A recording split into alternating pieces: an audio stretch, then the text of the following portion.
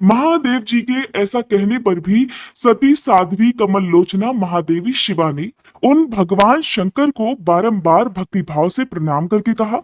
देवी बोली, नाथ, आप तो आत्मा है और मैं प्रकृति। इस विषय में विचार करने की कोई बात ही नहीं है। हम दोनों स्वतंत्र और निर्गुण होते हुए भी भक्तों के अधीन होने के कारण सगुण हो जाते हैं। हे शंभो, हे प्रभु, आपको प्रयत्न पूर्वक मेरी प्रार्थना के अनुसार ही कार्य करना चाहिए। हे शंकर, आप मेरे लिए याचना करें और हिमवान को दाता बनने का सौभाग्य भी प्रदान करें। हे महेश्वर, मैं सदा आपकी भक्ता हूँ, अतः मुझ पर कृपा कीजिए। नाथ, सदा जन्म जन्म मैं ही आपकी पत्नी होती रही हूँ।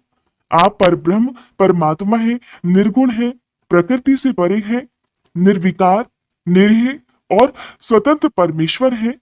तथापि भक्तों के उद्धार में संलग्न होकर यहाँ सगुण भी हो जाते हैं, स्वात्मा राम होकर भी लीला बिहारी बन जाते हैं, क्योंकि आप नाना प्रकार की लीलाएं करने में कुशल हैं। हे महादेव, हे महेश्वर, मैं सब प्रकार से आपको जानती हूँ। हे सर्वज्ञ, अब बहुत कुछ कहने से क्या लाभ, अब मुझ पर दया कीजिए प्रभु। हे नाथ, हे महान प्रभु, आप अद्भुत लीला करके लोक में अपने सुयश का विस्तार कीजिए, जिसे गा गाकर लोग अनायास ही भव सागर से पार हो जाए। श्री ब्रह्मा जी कहते हैं, नारद, ऐसा कहकर गिरिजा ने महेश्वर को बारंबार प्रणाम किया और मस्तक झुकाकर हाथ जोड़े मौन हो गई। उनके ऐसा कहने पर महात्मा महेश्वर ने लोक लीला का अनुसरण करने के लिए वैसा करना स्वीकार कर लिया। देवी पार्वती ने जो कुछ कहा था उसी को प्रसन्नता पूर्वक करने के लिए तत्पर होकर वे हंसने लगे। तदंतर हर्ष से भरे हुए शंभु अंतर्ध्यान हो कैलाश को चले गए। उस समय काली के विरह से उनका चित्त उन्हीं की ओर खिंच गया था।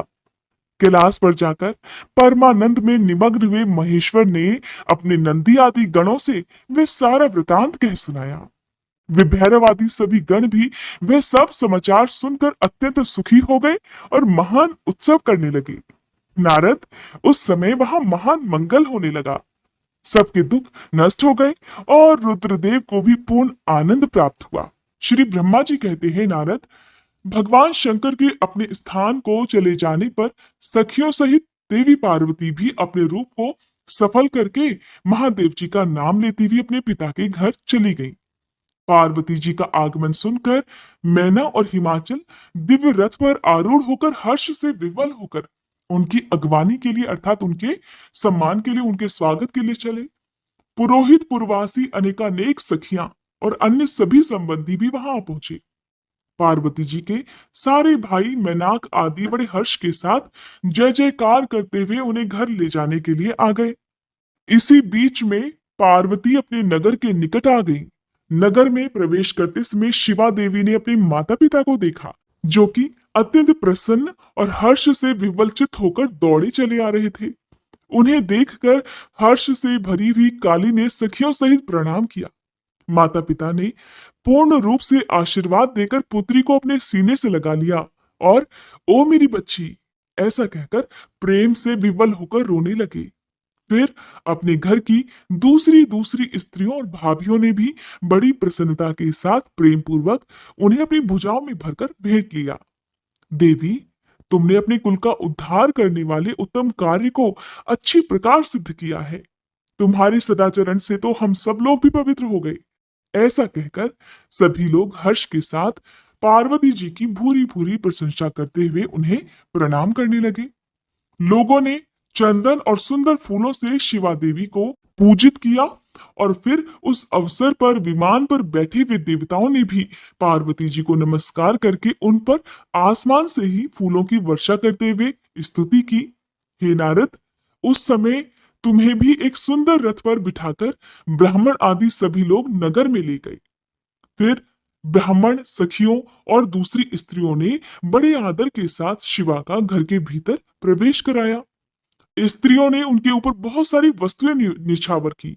ब्राह्मणों ने आशीर्वाद दिए। मुनीश्वर, पिता हिमवान और माता मेनका को बड़ी प्रसन्नता हुई। उन्होंने अपने गृहस्थ आश्रम को सफल माना और ये अनुभव किया कि कुपुत्र की अपेक्षा सुपुत्री ही श्रेष्ठ है। इस बात को आप सभी बहुत ध्यानपूर्वक सुनिएगा कि कुपुत्र की जगह एक सुपुत्री ही श्रेष्ठ है। यहाँ पर समाज के लिए भी एक बहुत बड़ा संदेश है कि एक बेटे की चाह में अक्सर लोग अपनी कोख में ही, खासकर परिवार के लोग या उनको जबरदस्ती ही उनकी कोख में बच्चियों की हत्या करवा दी जाती है। तो इसलिए कहा जाता है कि अगर आप पुत्र की चाहत रखते हैं और पुत्र ने आपकी देखभाल नहीं की, जिसके कारण बहुत सारे लोगों को, बहुत सारे बुजुर्गों को इस दयनीय अवस्था में, जब उन्हें अपने परिवार के सहारे की सबसे ज्यादा जरूरत होती है, उस समय उन्हें या तो सड़कों पर भटकने के लिए छोड़ दिया जाता है या फिर वृद्धाश्रम में भेज दिया जाता है। हालांकि सारे बेटे ऐसे नहीं होते हैं, लेकिन फिर भी आजकल आप देखेंगे कि आपके आसपास आपको कुछ ना कुछ लोग ऐसे जरूर मिल जाएंगे जिनकी हालत देखकर आपको खुद भी उन पर दया आएगी। तो सबसे पहले जरूरी है कि अपने घर में अपने बच्चों को सही शिक्षा देना, चाहे वो बेटा हो या बेटी हो। कई बार गलतियां बेटियों की भी हो जाती है, पता नहीं यहाँ पर ये बात आपको मेरी पसंद आएगी कि नहीं आएगी, लेकिन देखिए, ताली कभी एक हाथ से नहीं बजती है। अगर हम बेटों को और बेटियों को भी अच्छी शिक्षा देंगे तो बेटी जिस घर में जाती है उस घर में कभी बर्बादी नहीं हो सकती, उस घर में बुजुर्गों का कभी अपमान नहीं हो सकता। ठीक वैसे ही अगर बेटों को अच्छी शिक्षा दी जाए, अच्छे संस्कार दिए जाए, तो बेटे भी कभी अपने माँ बाप को बुजुर्गावस्था में कभी भी वृद्धाश्रम नहीं भेजेंगे। देवी पार्वती की गई तपस्या की सफलता सुनकर उनके माता पिता कितने प्रसन्न हुए, इस बात का वर्णन तो आप इस अध्याय में सुन ही रहे हैं। जब उनकी जो आसपास की स्त्रियां थी, सब ने अपनी अपनी प्रिय वस्तुएं देवी पर निछावर की, तो ब्राह्मणों ने भी उन्हें आशीर्वाद दिए। पिता हिमवान और माता मेनका को तो बहुत ही प्रसन्नता हुई। जाहिर सी बात है, जिनकी पुत्री ने साक्षात भगवान महादेव का वरण कर लिया हो, उन्हें प्रसन्नता क्यों नहीं होगी। उन्होंने अपने गृहस्थ आश्रम को सफल मानकर ये अनुभव किया कि कुपुत्र की अपेक्षा सुपुत्री ही श्रेष्ठ है। गिरिराज ने ब्राह्मणों और बंदीजनों को ढेर सारा धन दिया और ब्राह्मणों से अपने घर पर मंगल पाठ करवाया। हे मुने, इस प्रकार पार्वती जी के साथ हर्ष भरे माता पिता, भाई तथा भाभियां भी घर के आंगन में प्रसन्नता पूर्वक बैठी। फिर हिमवान प्रसन्न चित्त से सभी का आदर सत्कार करके गंगा स्नान के लिए गए। अब यहाँ पर भी शंभु ने जो लीला रचाई उसका वर्णन भी सुनिए। जब बीच में ही सुंदर लीला करने वाले भक्त वत्सल भगवान शंभु एक अच्छा नाचने वाला नट बनकर मेनका के पास आ गए।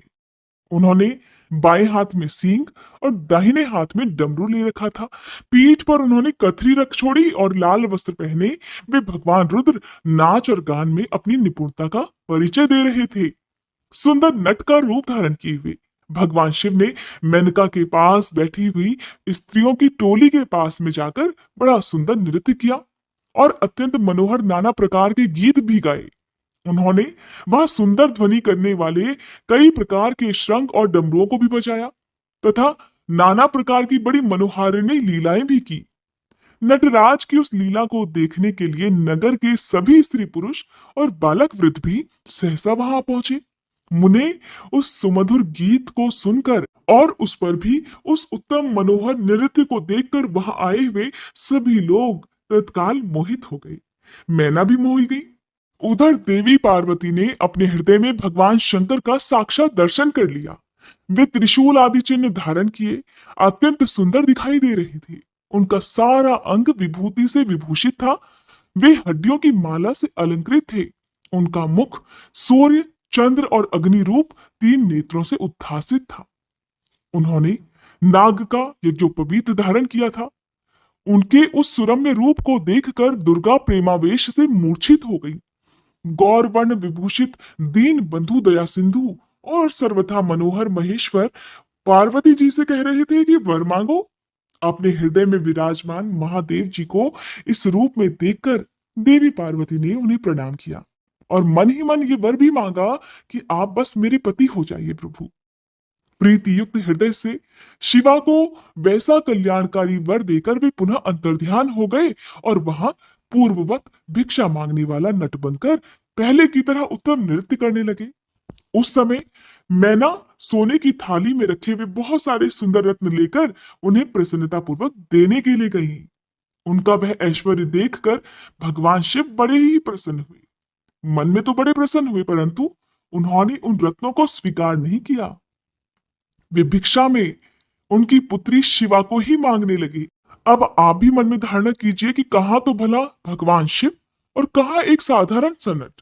मैना अपनी पुत्री का हाथ किसके हाथ में देना चाहती थी? अब भोलेनाथ की लीला तो देखिए। पहले उन्होंने देवी पार्वती की परीक्षा ली, फिर उन्होंने अब उनकी माता मैना की परीक्षा लेना चाहा।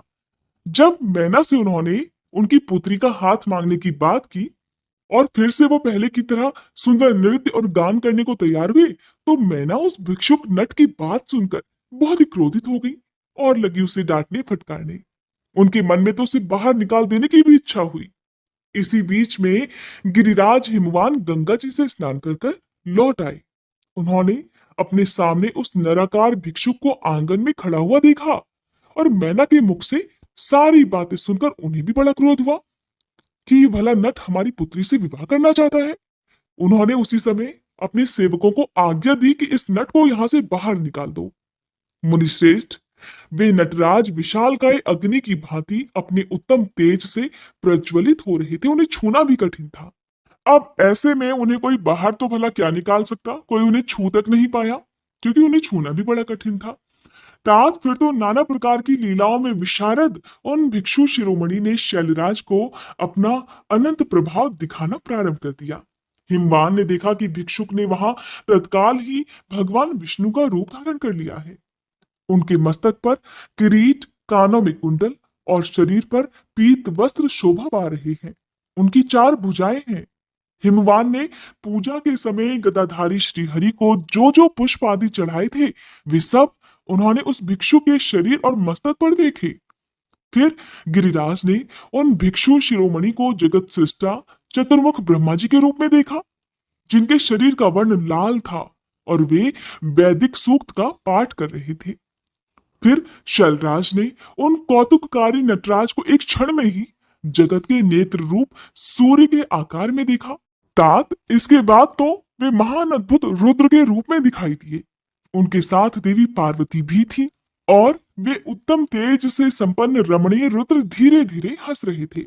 फिर वे केवल तेजोमय रूप में दृष्टिगोचर हुए।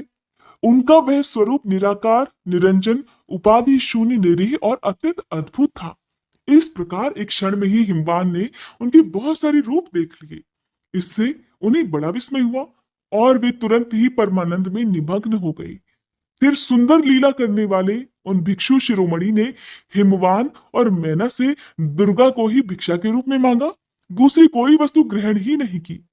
परंतु शिव जी की माया से मोहित होने के कारण शैलराज ने उनकी उस प्रार्थना को स्वीकार नहीं किया। फिर भिक्षु ने भी कोई वस्तु नहीं ली और वे वहां से अंतर्ध्यान हो गए।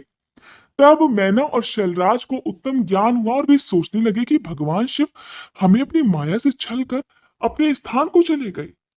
ये विचार कर उन दोनों की भगवान शिव में पराभक्ति हुई, जो महान मोक्ष की प्राप्ति कराने वाली, दिव्य तथा संपूर्ण आनंद प्रदान करने वाली है। इस अध्याय में आपने एक बात का ध्यान जरूर किया होगा कि भगवान शिव ने जब देवी पार्वती को वरदान दिया था और देवी ने जब कहा था कि आप आइए प्रभु और मेरे घर पर आकर मेरे माता पिता से मेरा हाथ मांगिए, उस समय भगवान शिव ने उनसे कहा था कि देवी, मैं कभी किसी के आगे हाथ नहीं फैलाता, जबकि लोग मेरी चाहत रखते हैं। ऐसे में भगवान शिव ने देवी पार्वती की बात की भी लाज रखी और उन्होंने छद्म रूप में आकर देवी के माता पिता से उनका हाथ भी मांग लिया। श्री ब्रह्मा जी कहते हैं, नारद, मैना और हिमवान की भगवान शिव के प्रति उच्च कोटि की अनन्य भक्ति देख इंद्र आदि सभी देवता परस्पर विचार करने लगे। फिर गुरु बृहस्पति और ब्रह्मा जी की सम्मति के अनुसार सभी मुख्य देवताओं ने शिव जी के पास जाकर उनको प्रणाम किया और वे हाथ जोड़कर उनकी स्तुति इस प्रकार करने लगे। हे देव देव, महादेव, हे करुणाकर, हे शंकर जी, हम सब आपकी शरण में आए हैं, कृपा कीजिए। आपको हे प्रभु नमस्कार है। हे स्वामिन, आप भक्त वत्सल होने के कारण सदा भक्तों के कार्य सिद्ध करते हैं, दीनों का उद्धार करने वाले और दया के सिंधु हैं और भक्तों को हर विपत्तियों से मुक्ति दिलाने वाले हैं। इस प्रकार महेश्वर की स्तुति करके देवराज इंद्र सहित संपूर्ण देवताओं ने मैना और हिमवान की अन्य शिव भक्ति के विषय में सारी बातें आदर पूर्वक बताई। देवताओं की वह बात सुनकर महेश्वर ने उनकी प्रार्थना स्वीकार कर ली और हंसते हुए उन्हें आश्वासन देकर विदा किया। तब सभी देवता अपना कार्य सिद्ध हुआ मानकर भगवान सदाशिव की प्रशंसा करते हुए शीघ्र अपने घर को लौटकर प्रसन्नता का अनुभव करने लगे। फिर भक्त वत्सल महेश्वर भगवान शंभु जो कि माया के स्वामी है, निर्विकार चित्त से शैलराज के यहाँ गए।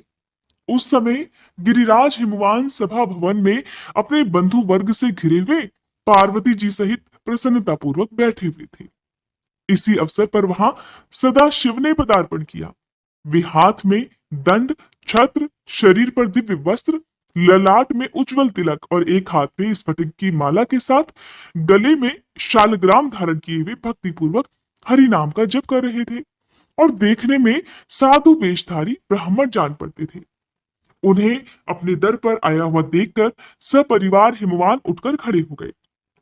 उन्होंने उन अपूर्व अतिथि देवता को भूतल पर दंड के समान पड़कर भक्ति भाव से साष्टांग प्रणाम किया। देवी पार्वती ब्राह्मण रूपधारी प्राणेश्वर शिव को पहचान गई थी, अतः उन्होंने भी उन्हें मस्तक झुकाया और मन ही मन बड़ी प्रसन्नता के साथ उनकी स्तुति की। आखिरकार उनके भावी वर उनके घर पर जो पधारे थे। ब्राह्मण रूपधारी शिव ने उन सभी को प्रेम पूर्वक आशीर्वाद दिया, किंतु शिवा को सबसे अधिक मनोवांछित शुभाशीर्वाद प्रदान किया।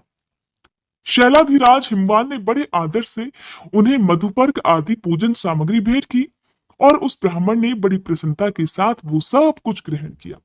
फिर गिरिश्रेष्ठ हिमाचल ने उनका कुशल समाचार पूछा। हे मुने, अत्यंत प्रीतिपूर्वक उन द्विजराज की विधिवत पूजा करके शैलराज ने पूछा कि हे महाराज, आप कौन हैं? तब उन ब्राह्मण शिरोमणि ने गिरिराज से शीघ्र ही आदर पूर्वक कहा। वे कहने लगे, गिरिश्रेष्ठ, मैं उत्तम विद्वान वैष्णव ब्राह्मण हूं और ज्योतिषी की वृत्ति का आश्रय लेकर भूतल पर भ्रमण करता रहता हूं। मन के समान मेरी गति है। मैं सर्वत्र जाने में समर्थ और गुरु की दी हुई शक्ति से सर्वज्ञ, परोपकारी, शुद्धात्मा, दया सिंधु और विकार नाशक हूं। मुझे ज्ञात हुआ है कि तुम अपनी इस लक्ष्मी सरी की सुंदर रूप वाली दिव्य सुलक्षणा अपनी पुत्री को एक आश्रय रहित, असंग, कुरूप और गुणहीन वर महादेव के हाथ में देना चाहते हो।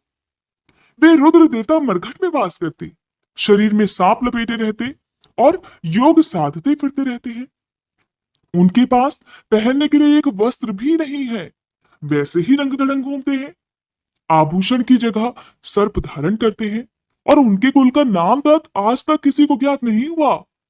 वे कुपात्र और कुशील हैं, स्वभावतः विहार से दूर रहते हैं, सारे शरीर में भस्म रमाते हैं, क्रोधी और अविवेकी है और उनकी अवस्था कितनी है ये तक किसी को ज्ञात नहीं। वे अत्यंत कुत्सित, जटा का बोझ सदा सिर पर धारण किए रहते हैं। वे भले बुरे सभी को आश्रय देने वाले, भ्रमणशील, नागहारधारी, भिक्षुक, कुमार्ग परायण और हठपूर्वक वैदिक मार्ग का त्याग करने वाले हैं। ऐसे अयोग्य वर को आप अपनी इतनी सुलक्षणा बेटी ब्याहना चाहते हैं? अचल राज, अवश्य ही आपका ये विचार मंगलदायक नहीं है। नारायण कुल में उत्पन्न ज्ञानियों में श्रेष्ठ है गिरिराज, मेरे कथन का मर्म समझो। तुमने जिस पात्र को ढूंढ रखा है वह इस योग्य नहीं है कि उसके हाथ में पार्वती का हाथ दे दिया जाए। शैलराज, तुम ही देखो, उनके एक भी भाई बंधु तक नहीं। तुम तो बड़े बड़े रत्नों की खान हो, किंतु उनके घर में भूजी भांग भी नहीं है और वे सर्वथा निर्धन हैं। गिरिराज, तुम शीघ्र ही अपने भाई बंधुओं से, मैना देवी से, सभी बेटों से और पंडितों से भी प्रयत्न पूर्वक पूछ लो, किंतु पार्वती से मत पूछना, उनसे कुछ मत पूछना, क्योंकि उन्हें तो शिव के गुण दोष की परख ही नहीं है। श्री ब्रह्मा जी कहते हैं, हे नारद, ऐसा कहकर वे ब्राह्मण देवता जो नाना प्रकार की लीला करने वाले शांत स्वरूप शिव ही थे, शीघ्र खा पीकर आनंद पूर्वक वहां से अपने घर को चल दिए। उनका काम जो हो गया था। अब मैना का कोप भवन में प्रवेश, भगवान शिव का हिमवान के पास सप्त ऋषियों को भेजना तथा हिमवान द्वारा उनका सत्कार, सप्त ऋषियों तथा अरुंधति का और महर्षि वशिष्ठ का मैना और हिमवान को समझाकर पार्वती का विवाह भगवान शिव के साथ करने के लिए कहना। इसका वर्णन अब आप सुनिए। श्री ब्रह्मा जी कहते हैं, ब्राह्मण रूपधारी शिव जी के वचनों का मैना के ऊपर बड़ा प्रभाव पड़ा। वो उनकी बातों में आ गई और उन्होंने फिर दुखी होकर अपने पति गिरिराज से कहा कि हे गिरिराज, इन वैष्णव ब्राह्मण ने शिव जी की जो निंदा की है उसे सुनकर मेरा मन उनकी ओर से बहुत खिन्न और बहुत विरक्त हो गया है। शैलेश्वर, रुद्र के रूप, शील और नाम सभी कुत्सित हैं और मैं अब उन्हें अपनी सुलक्षणा पुत्री कदापि नहीं दूंगी। यदि आप मेरी बात नहीं मानोगे तो मैं निस्संदेह मर जाऊंगी और अभी इस घर को छोड़ दूंगी अथवा विष खा लूंगी। पार्वती के गले में फांसी लगाकर गहन वन में चली जाऊंगी या फिर मैं उसे महासागर में डुबो दूंगी, परंतु अपनी बेटी को रुद्र के गले नहीं मरूंगी। ऐसा कहकर मैना देवी तुरंत कोप भवन में चली गई और अपने हार को फेंक कर रोती हुई धरती पर लौट गई। इधर भगवान शिव को इस बात का पता चल गया। तब उन्होंने अरुंधति सहित सप्त ऋषियों को बुलाया और मैना के पास जाकर उन्हें समझाने की आज्ञा दी। शिव जी का आदेश प्राप्त कर भगवान शिव को नमस्कार कर वे दिव्य ऋषि आकाश मार्ग से उस स्थान को चल दिए जहां हिमवान की नगरी थी। उस दिव्य पुरी को देखकर उन सप्त ऋषियों को बड़ा विस्मय हुआ। वे हिमाचल पुरी की परस्पर प्रशंसा करते हुए सभी ऐश्वर्यों से भरे पूरे हिमवान के घर जा पहुंचे। उन सूर्य तुल्य तेजस्वी सातों ऋषियों को दूर से ही आकाश के रास्ते आते देख हिमवान को भी बड़ा विस्मय हुआ। वे बोले, ये सात सूर्य तुल्य तेजस्वी मुनि मेरे पास आ रहे हैं। मुझे प्रयत्न पूर्वक इस समय इनकी पूजा अवश्य करनी चाहिए। सबको सुख देने वाले हम गृहस्थ लोग धन्य हैं जिनके घर पर ऐसे महात्मा पदार्पण किया करते हैं। श्री ब्रह्मा जी कहने लगे। इसी समय वे मुनि आकाश से उतरकर पृथ्वी पर आकर खड़े हो गए। उन्हें सामने देख हिमवान बड़े आदर के साथ आगे बढ़े और हाथ जोड़ मस्तक झुकाकर उन सप्तऋषियों को प्रणाम करने के बाद उन्होंने बड़े सम्मान के साथ उन सब की पूजा की और उन्हें आगे करके कहने लगे कि मेरा गृहश्रम आज धन्य हो गया। ऐसा कहकर उन्हें बैठने के लिए भक्ति पूर्वक आसन ला कर दिया। जब वे सभी आसनों पर विराजमान हो गए तब उनकी आज्ञा लेकर हिमवान भी बैठे और वहां उन ज्योतिर्मय महर्षियों से इस प्रकार कहने लगे, आज मैं धन्य हो गया हूँ, कृत कृत्य हो गया हूँ, मेरा जीवन सफल हो गया है। मैं लोक में बहुत से तीर्थों की भांति दर्शनीय बन गया क्योंकि आप जैसे विष्णु रूपी महात्मा यहाँ पधारे हैं। आप लोग पूर्ण काम हैं। हम दीनों के घरों में आपका भला क्या काम हो सकता है?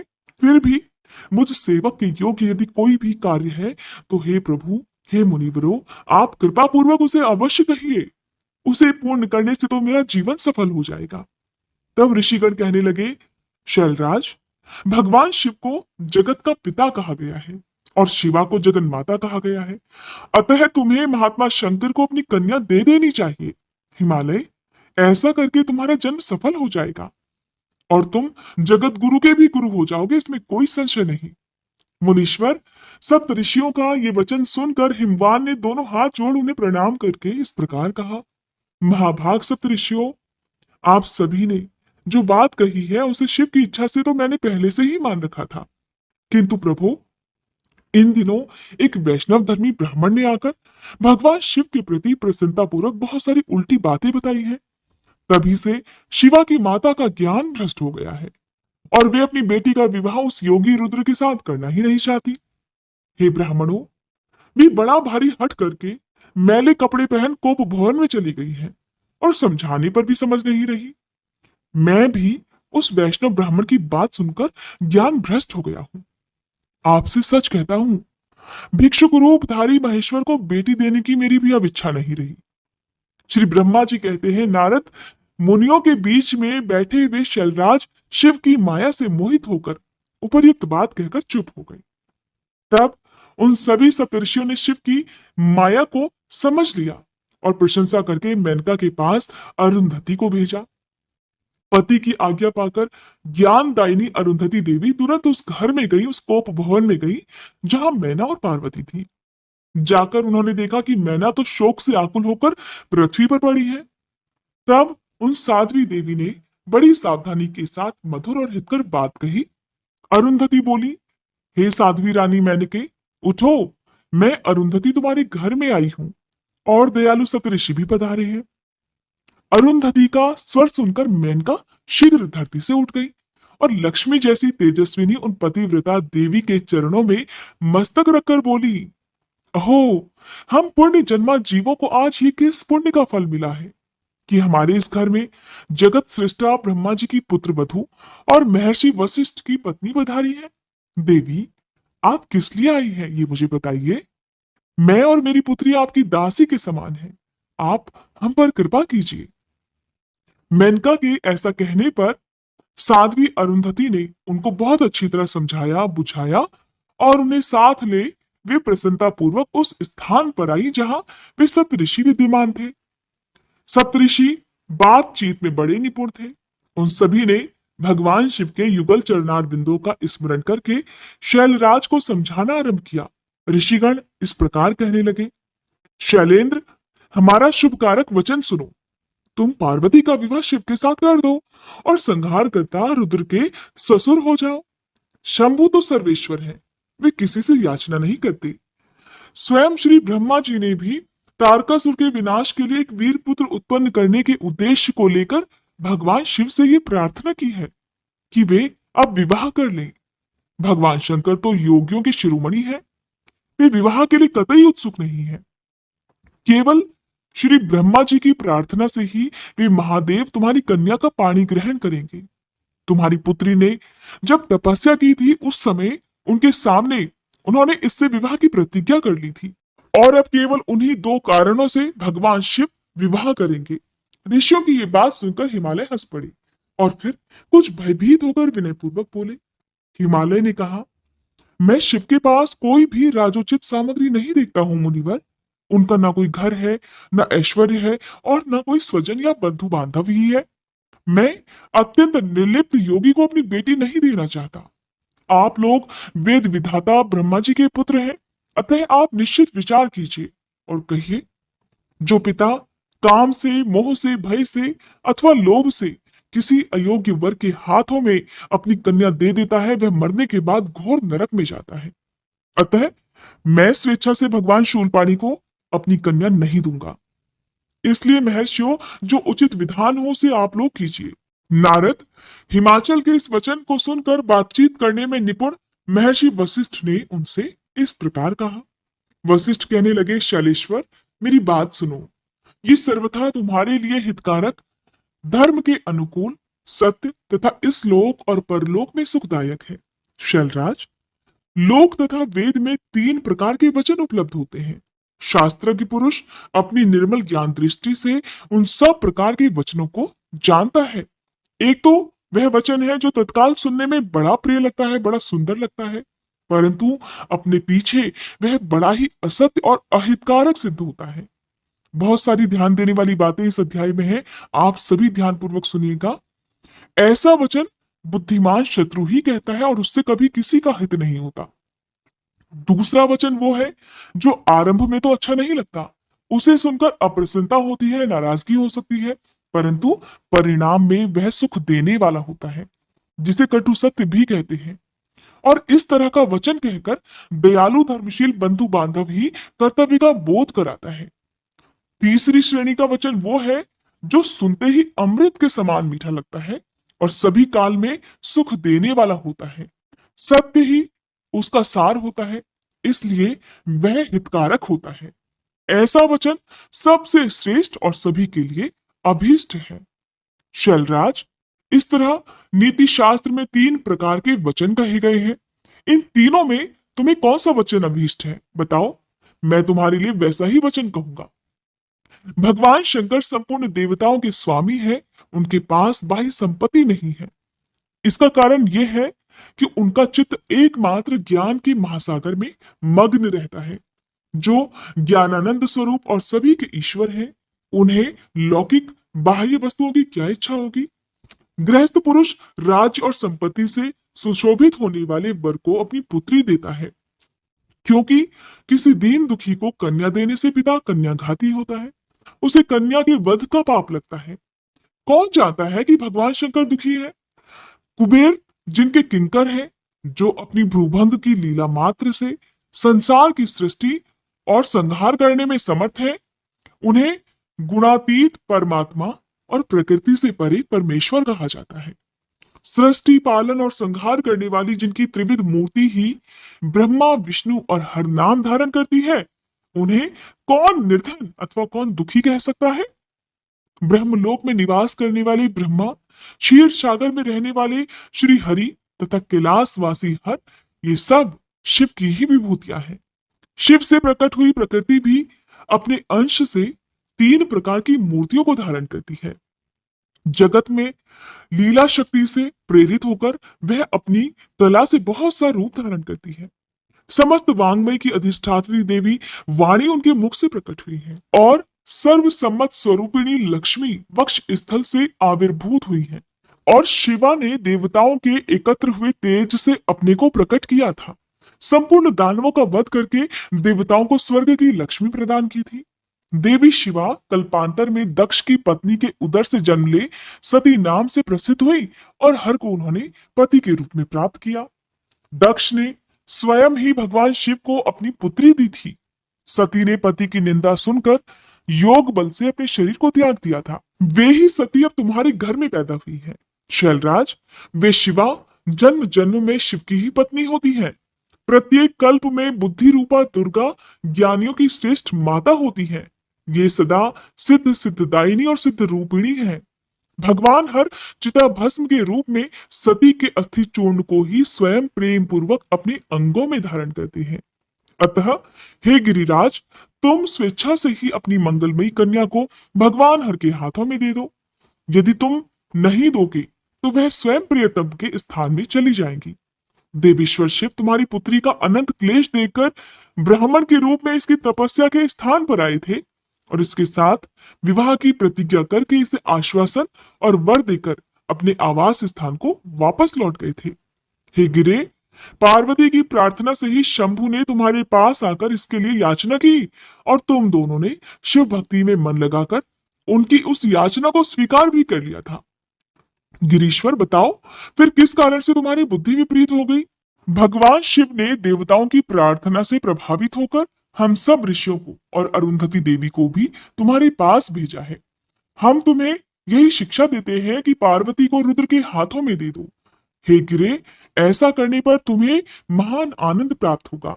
शैलेंद्र, यदि तुम स्वेच्छा से अपनी बेटी शिवा को शिव के हाथों में नहीं दोगे तो भावी के बल से इन दोनों का विवाह हो जाएगा। तात, भगवान शंकर ने तपस्या में लगी हुई पार्वती को ऐसा ही वर दिया। भगवान की हुई प्रतिज्ञा कभी पलट नहीं सकती। गिरिराज, ईश्वर के वश में रहने वाले समस्त साधु पुरुषों की भी प्रतिज्ञा का संसार में किसी के द्वारा उल्लंघन होना कठिन है। फिर साक्षात ईश्वर की प्रतिज्ञा के लिए तो कहना ही क्या है।